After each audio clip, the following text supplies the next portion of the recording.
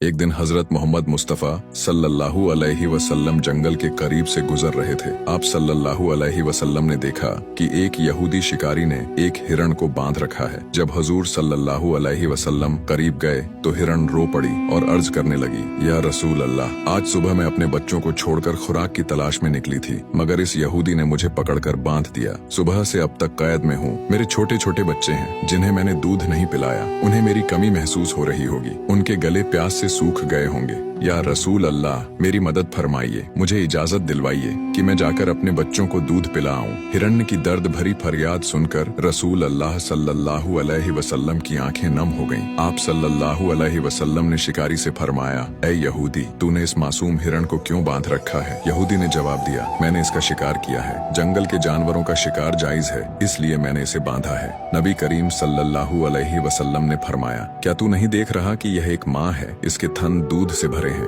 ये अपने बच्चों की मोहब्बत में बेकरार है। इसे छोड़ दो ताकि यह अपने बच्चों को दूध पिला सके। यहूदी ने गुरूर से कहा, मैंने बड़ी मेहनत से इसे पकड़ा है, मैं क्यों छोड़ दूं? आप सल्लल्लाहु अलैहि वसल्लम ने नरमी से फरमाया, इस माँ हिरण को एक बार अपने बच्चों के पास जाने दो, यह दूध पिलाकर वापस आ जाएगी। यहूदी हंसा और कहा, बंधा हुआ जानवर कभी वापस नहीं आता। अगर मैं इसे छोड़ दूं तो यह भाग जाएगी। जब आप सल्लल्लाहु अलैहि वसल्लम ने देखा कि यहूदी मानने को तैयार नहीं तो फरमाया, ऐ यहूदी, इसे आजाद कर दो और इसके बदले मुझे जामिन के तौर पर रख लो। अगर ये वापस ना आए तो मैं हमेशा के लिए तुम्हारी कैद में रहूंगा। यहूदी ने शर्त मान ली। हिरण्य को आजाद कर दिया और रसूल अल्लाह सल्लल्लाहु अलैहि वसल्लम वहीं बैठ गए। हिरण्य जंगल की तरफ दौड़ती हुई चली गई। कुछ घंटे गुजरने के बाद यहूदी तंजिया अंदाज में कहने लगा, क्या हुआ हुजूर? आपने कहा हिरनी वापस आएगी, लेकिन वह तो अभी तक वापस नहीं आई। आप सल्लल्लाहु अलैहि वसल्लम ने फरमाया, सब्र करो, वह जरूर वापस आएगी। इतने में हिरन अपने बच्चों के साथ दौड़ती हुई हजूर नबी अकरम सल्लल्लाहु अलैहि वसल्लम के पास आकर बैठ गई। यहूदी शिकारी यह देखकर हैरान रह गया।